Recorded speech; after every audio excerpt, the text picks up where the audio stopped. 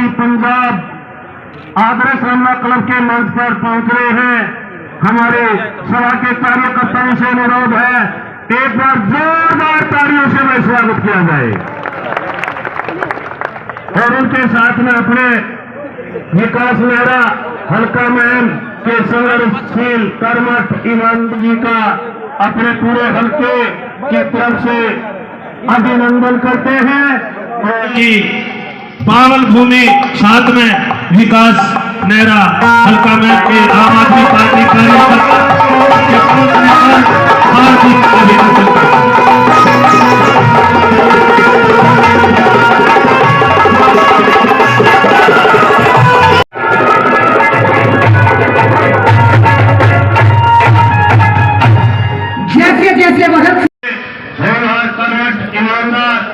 आम आदमी पार्टी कार्यकर्ता एक दूसरे नेता के लिए लड़ते हैं कौन ये कांग्रेस और बीजेपी वाले? वही तो नेता हैं। इन 400-500 लोगों ने इस देश का भट्ठा खोल करके रख दिया है, हमारी जनता को गुलाम बना के रख दिया है। आज बोलते हैं अगर आम आदमी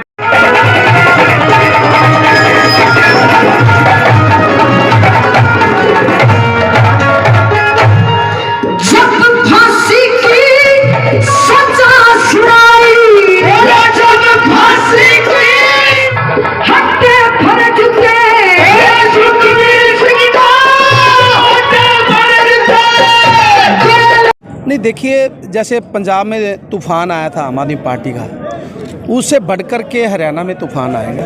और जो पार्टियों ने हरियाणा को लूटा है उनको सबक सिखाने का समय वो आ गया है। सो हरियाणा के लोग भी पंजाब के लोगों की तरह, दिल्ली के लोगों की तरह तैयार है और वो भी चाहते हैं कि उनको बच्चों को भी अच्छी शिक्षा मिले और अच्छा स्वास्थ्य की सुविधाएं मिले और उनके बच्चों को नौकरी मिले। तो इसलिए हरियाणा के लोग भी पूरी तैयारी करके बैठे हैं आम आदमी पार्टी के हक में वोट डालने के लिए।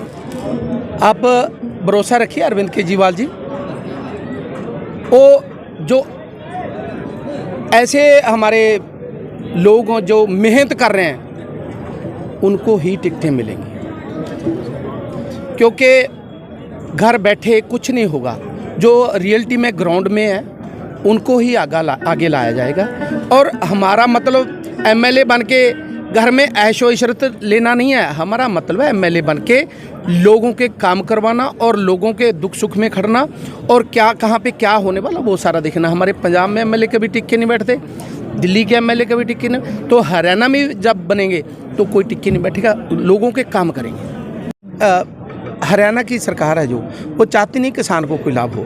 हमारे पंजाब देखो, अगर कोई किसान कोई बात रखना चाहता है वो सुनो तो सही, लेकिन ये सुनने को ही राजी नहीं है। सो पंजाब में बाकी हरियाणा से ज़्यादा रेट है वो जो दिया जा रहा है, तो 382 रुपये में दिया रहा है और यहाँ पे 370 दिया। डिफरेंस है, बहुत डिफरेंस है। सो हरियाणा को भी कम से कम बराबर तो करना चाहिए। पंजाब में लागू किया है, लेकिन केंद्र सरकार अभी भी नहीं चाहता कि पंजाब में लागू हो, क्योंकि वो इस पास से जाना नहीं चाहते। वो हमारे नौजवानों को भी रोज़गार नहीं देना चाहते और जो लगे हों उनको भी ओल्ड पेंशन स्कीम है जो लागू नहीं करना देता। हालांकि कई हज़ार करोड़ रुपया उनके पास पहले से ही केंद्र के पास पड़ा हुआ है, लेकिन फिर भी वो आनाकानी कर रहे हैं। लेकिन हम जैसे भी हो, हम पंजाब में भी करेंगे, यहाँ पे भी हमें देखने की ज़रूरत है।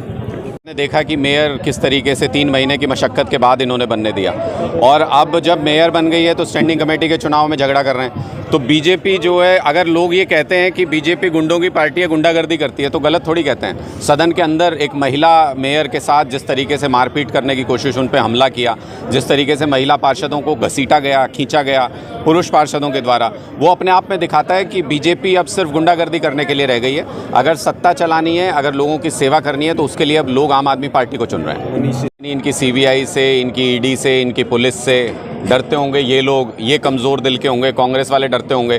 आम आदमी पार्टी इनकी सीबीआई और ईडी से नहीं डरते। आम आदमी पार्टी के नेता मनीष सिसोदिया जी ने लाखों बच्चों के लिए दिल्ली के शानदार स्कूल बनाए, इस बात की उनको सज़ा दे रहे हैं मोदी जी। जो करोड़ों रुपए का गबन करता है, जो करोड़ों रुपए जनता के लूट लेता है, उनको मोदी जी इनाम देते हैं। उनको मोदी जी की सरकार ने विदेशों में आराम से बिठा रखा है कि कोई बात नहीं, गबन करके विदेश में बैठो।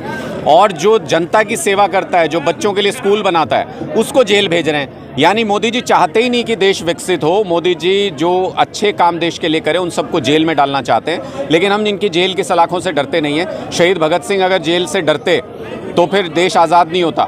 महात्मा गांधी जी अगर जेल से डरते तो देश आज़ाद नहीं होता। ये तो आज़ादी की दूसरी लड़ाई है, जेल भी जाएंगे और बाद में स्वतंत्रता सेनानी भी कहलाएंगे इस दूसरी लड़ाई के। लोग खुद इस सारी चीज़ को देख रहे हैं और लोग पूरी ताकत के साथ आम आदमी पार्टी का साथ दे रहे हैं। विधानसभा के अंदर तो नूरा कुश्ती चल रही है। आप जिस तरीके से देखें, हरियाणा विधानसभा नूरा कुश्ती का अखाड़ा बन गया और भूपेंद्र हुड्डा जी को 1.5 महीना लग गया अपने इलाके की बहन बेटी के मान सम्मान के लिए मुंह से आवाज़ निकलने में। 1.5 महीना अगर लग जाए, जो नेता अपनी बहन बेटियों के मान सम्मान के लिए आवाज़ नहीं उठा सकता, वो आपके मुद्दे क्या उठाएगा?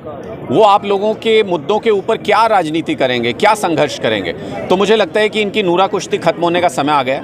हमने सड़क पे संघर्ष किया, संदीप सिंह को बर्खास्त करने की मांग की लगातार। ये मुद्दा इतनी आसानी से ठंडा नहीं होने देंगे। ये इसलिए ठंडा नहीं होने देंगे क्योंकि ये सिर्फ एक बहन के मान सम्मान का सवाल नहीं है, ये हमारी सबकी बहनों के मान सम्मान का सवाल है। कल को आपकी बहन हो सकती है उसकी जगह, कल को मेरी बहन हो सकती है उसकी जगह। अगर वो कह रही हैं कि संदीप सिंह ने छेड़छाड़ की, तो संदीप सिंह को बर्खास्त करना पड़ेगा। उसके बाद निष्पक्ष जांच हो। अगर वो जांच में बच के निकल आते हैं, सही निकल आते हैं, तो वो आ जाएं वापस। पहले भी मंत्री बने हुए थे, कौन उनके खिलाफ बोल रहा था? लेकिन अगर बहन बेटियों के साथ छेड़छाड़ का उनके ऊपर आरोप है और ऐसा व्यक्ति को मंत्री बना के रखेंगे खट्टर साहब, तो नहीं चलेगा। तो ये चलने नहीं देंगे। मैंने पहले भी कहा है कि सड़कें इतनी गर्म कर देंगे खट्टर साहब और उनके मंत्रियों के लिए चलना मुश्किल हो जाएगा इन सड़कों पे, लेकिन अपनी बहन बेटियों के मान सम्मान की रक्षा हर कीमत पे करेंगे। केंद्र सरकार के लिए कुछ हो नहीं सकता कि जो फ़ौज में हमारे बच्चे जीवन भर सेवा करना चाहते हैं फ़ौज की, उनको कहते हैं 4 साल में रिटायर हो जाओ। और जिनको लेटर जारी होना था, जिनके सारे टेस्ट हो चुके, सब कुछ क्लियर हो चुका है। एयरफोर्स का तो ऐसा मामला है कि मुझसे भी कुछ बच्चे पूछते थे कि ये एयरफोर्स का कब रिज़ल्ट आएगा। हमने एयरफोर्स के अधिकारियों से भी पता किया, सरकार के लोगों से पता किया। उन्होंने कहा जी बस लिस्ट ही तो आनी है, सब कुछ हो चुका है, सिलेक्शन हो चुके, सब कुछ हो चुका है, बस लिस्ट जारी होनी है। वो लिस्ट वाली स्टेज पे इन्होंने उसको पूरे को रद्द कर दिया, प्रोसेस को। मुझे लगता है इससे बड़ा धोखा युवाओं के साथ हो नहीं सकता। और अगर आप किसी को रोज़गार दे नहीं सकते तो उसका रोज़गार छीनने का भी कोई अधिकार नहीं। मैं इसको रोज़गार छीनना कहता हूँ। और ये सामान्य रोज़गार भी नहीं है। ये बच्चे देश के लिए जान देना चाहते हैं, एयरफोर्स में, फ़ौज में जाके काम करना चाहते हैं। ये सरकार देश पर मर मिटने वाले, कुर्बान होने वाले बच्चों को उनके इस जुनून से रोक रही है, देशभक्ति से रोक रही है। तो मुझे लगता है देश के खिलाफ काम कर रही है सरकार। और इस मुद्दे को बहुत ज़ोर शोर से आम आदमी पार्टी भी उठाएगी। इस मुद्दे के ऊपर चर्चा होनी चाहिए कि कैसे आप पूरा सिलेक्शन प्रोसेस करने के बाद उसको डंप कैसे कर सकते हैं। उनकी मेहनत का क्या, उन बच्चों की एज निकल जाएगी, अब आप नया कोई भी प्रोसेस शुरू करेंगे तो वो उस प्रोसेस का हिस्सा कैसे बन पाएंगे। तो मुझे लगता है ये बहुत वाजिब सवाल है। और एयरफोर्स के जितने भी छात्र हैं, जितने भी इस परीक्षा में बैठे हुए थे, युवा थे, उन सब का हक बनता है इन नौकरियों का। और वो जो संघर्ष कर रहे हैं उनमें आम आदमी पार्टी उनके कंधे से कंधा मिला के साथ